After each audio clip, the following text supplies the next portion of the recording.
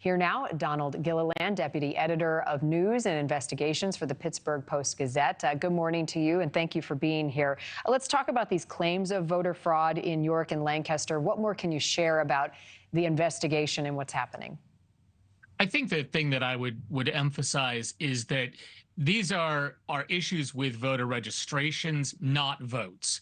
The investigations are taking place locally, but this is not an instance of people actually attempting to vote when they shouldn't. There may be instances of voter registration applications being submitted that there are problems with, in which case officials in both counties have said charges will be filed. I'd follow that up with a note that this is an example of Pennsylvania's election system actually working. Pennsylvania's elections are run locally. There's 67 counties in the state and arguably 67 different processes around the state of how elections are actually run. And although that sounds chaotic, it's actually sort of this secret strength in Pennsylvania that, our elections cannot be hacked from above. It's not one monolithic system. Each county is in charge of its own elections and running them its own way to a certain extent. And the local employees and volunteers are very vigilant.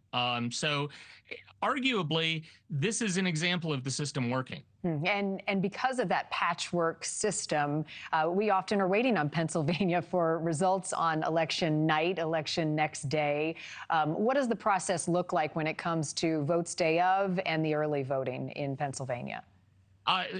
Well, in Pennsylvania, none of the ballots, even the mail-in ballots that have come in, the early voting, none of them can begin to be counted until election day, 7 a.m. election day. So it's really going to come down to the infrastructure in each county and the volume of mail-in ballots. I've talked to a number of counties, both rural and urban. It looks at the moment like most counties are confident that they will have their ballots counted by the end of election day, election night. The real question, I think, is going to be in Philadelphia, where you are dealing with a much higher volume of ballots, and I'm simply not conversant with how prepared Philadelphia really is to have all of the ballots counted on election day. I know that the Secretary of State Al Schmidt has put out the warning that we may not have final results election night. Allegheny County, where Pittsburgh is located, Allegheny County officials are confident that they are going to have everything counted, all of the mail-in ballots counted by end of day election day. So time will tell.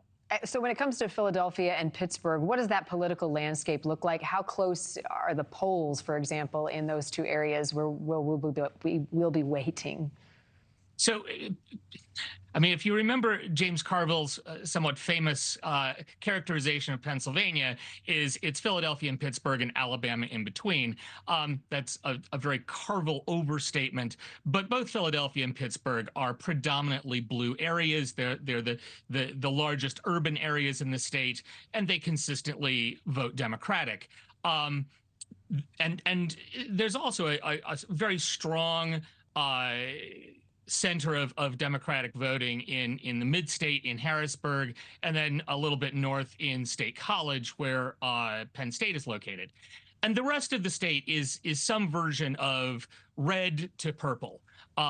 Where you really want to watch is the purple counties of Northampton on the east and Erie in the northwest. They have been bellwethers recently. They switched from voting Democratic for Obama to helping put Trump in the White House in 2016. And then they've both switched back to Biden in 2020. So those swing counties, Erie and Northampton, are ones to watch. Trump and Harris are both trying to really motivate their bases at this point.